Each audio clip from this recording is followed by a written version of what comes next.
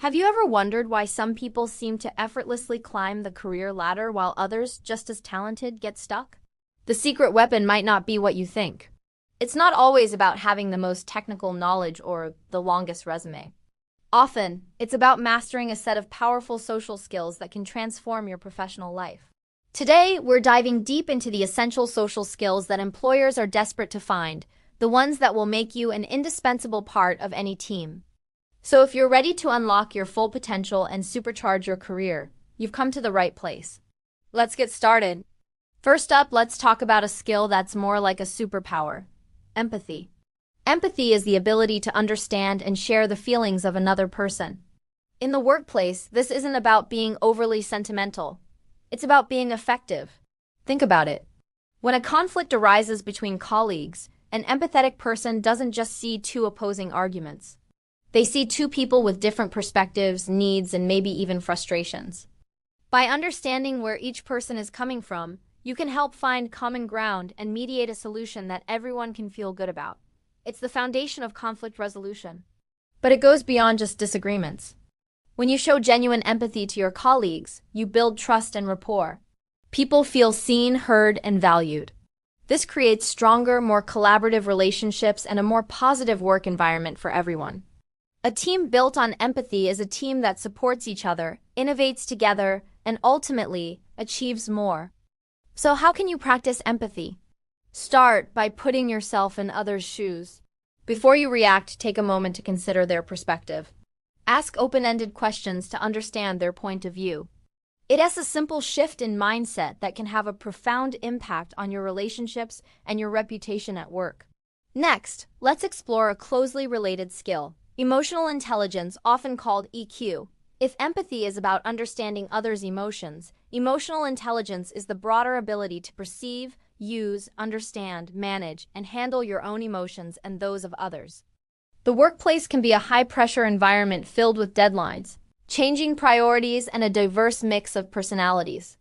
Navigating these dynamics requires a high level of EQ. Someone with strong emotional intelligence can stay calm under pressure. They don't let stress or frustration lead to impulsive decisions or angry outbursts. They can read the room, understanding the unspoken cues and the overall mood of a meeting or conversation. This allows them to tailor their communication for maximum impact. They also practice self-awareness. They know their own strengths and weaknesses, and they understand how their emotions affect their thoughts and behavior. This self-awareness prevents them from bringing personal frustrations into professional interactions. Developing your EQ involves a lot of self-reflection. Pay attention to your emotional responses throughout the day. When you feel a strong emotion, ask yourself why. Practice mindfulness to stay present and centered. By mastering your own emotions and understanding others, you become a stable, reliable, and influential figure in any workplace setting. Now for a skill that sounds simple but is surprisingly rare: active listening. We all hear, but do we all truly listen? There's a huge difference. Passive hearing is when sound just enters your ears while you rethinking about what you're going to say next. Active listening is about being fully present and engaged in the conversation. It means giving the speaker your undivided attention. You're not just waiting for your turn to talk. You're focused on understanding their message completely. Why is this so crucial in the workplace?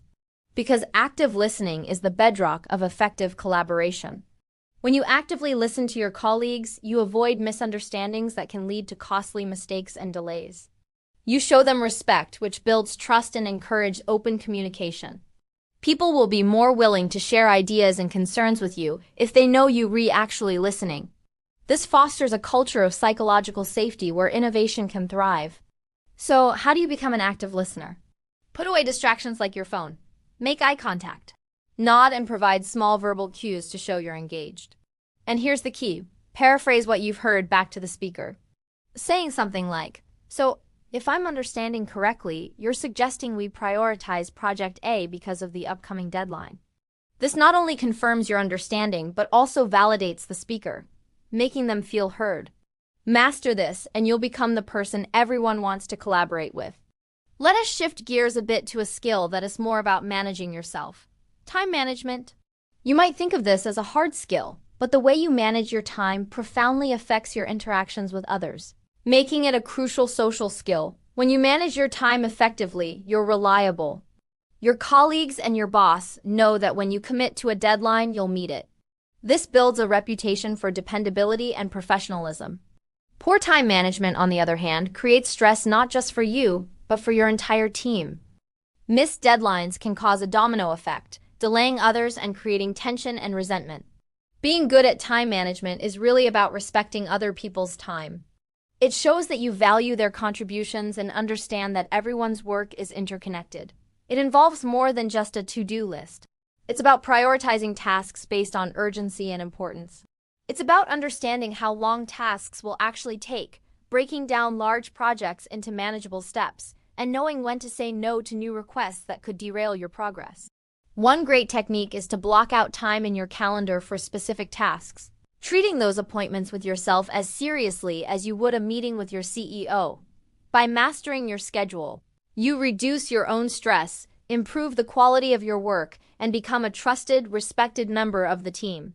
Finally, let's talk about the art of negotiation.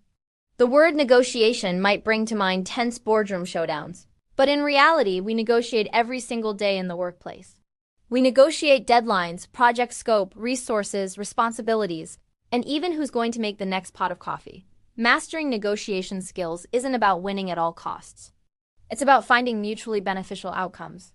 The goal of a good negotiation is for all parties to walk away feeling like they gained something.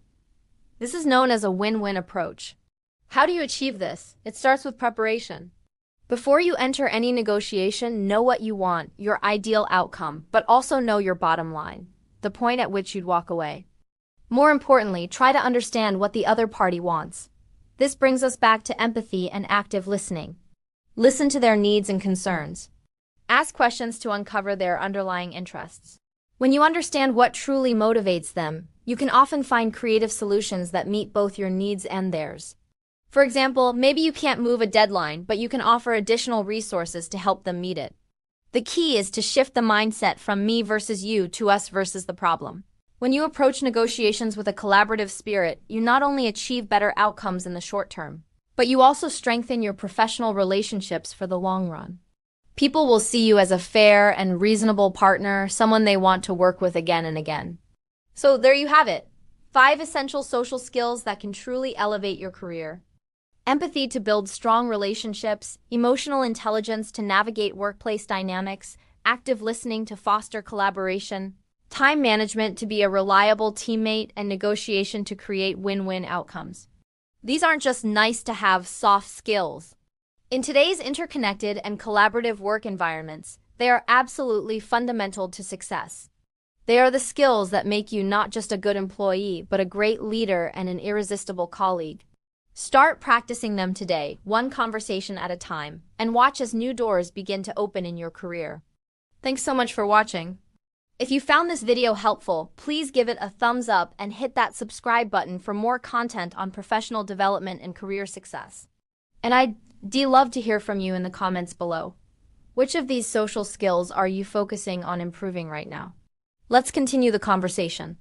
Until next time, keep learning and keep growing.